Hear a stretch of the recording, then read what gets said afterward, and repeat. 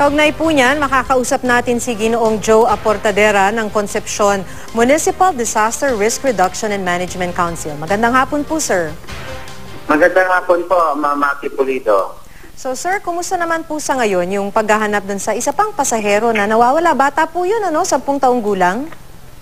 Actually, ma'am, yung dalawang bata nakita na namin. Kararating na dito sa fishing port dito sa bayan ng Concepcion. Isang si Rachel Ricos, 6 na taong gulang, at si Paulo Cañete, 10 taong gulang po, ma'am. At saka yung isang matanda po, hindi pa namin nakita, si Aurea Rico po. So, 2 bata pa po pala, ang nasawi. So, ang missing na lang po, isa na lang po, tama po ba? Yes, ma'am. Isang matandang 72 years old po, si Aurea Rico na lang ang hinahanap namin. So I guess ang question po rito, umalis po yung bangka mula po sa maliit na pier, sa port, tama po ba? Hindi, sir. Hindi po, ma'am. Yung bangka ay umalis doon sa isang bayan, sa isang island barangay, sitio ng barangay Tambalisa, papunta sa isang island barangay din ng barangay Salvacion. Hindi dito sa bayan umalis. So ano po ba SOP? Ang pagkakaintindi ko po kasi, ang Pag-asa ay nagbibigay ng mga advisory sa lahat po ng MDCCs, MDRRMCs, sa lahat po ng mga Municipal Disaster Risk Reduction and Management Council para alam yung lagay ng panahon at maabisuhan din pati yung mga maglalayag. So ano po ba ang nangyari dito? Ang sinasabi po ng may-ari, hindi nila alam na may bagyo.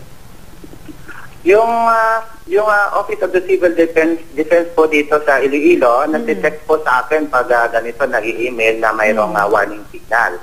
Nung araw na yung Sabado, may warning signal po tayo na signal number 1. Tapos yung pinorward sa akin ng OCD, pinadala ko naman 2 texts, tapos sa handheld radio ng Bayan ng Concepcion sa mga respected 25 barangay, including yung mga may mga number dito sa akin sa mga sityo na signal number 1 po tayo, bawal na umalis yung mga small seacraft vessel natin dito. Okay, Kaso lang, ma'am, yung mga tao nito umalis na noong June 28 para mamiesta sa araw ng Sabado. Kaya lang araw ng Sabado yan, wala pa tayong signal. Okay, so ang sinasabi niyo po ay nasabihan po yung mga maliliit na bangka.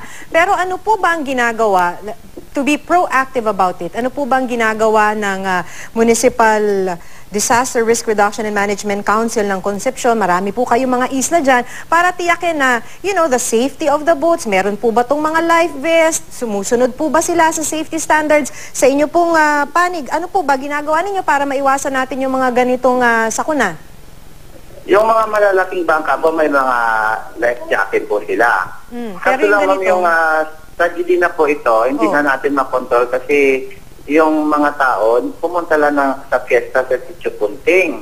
Wala na kami pong control dahil lahat ng mga kapitan nag-reply din sa akin na walang mga maliliit na bangka na nakaalis sa ilang bayan nila. Kaso lang,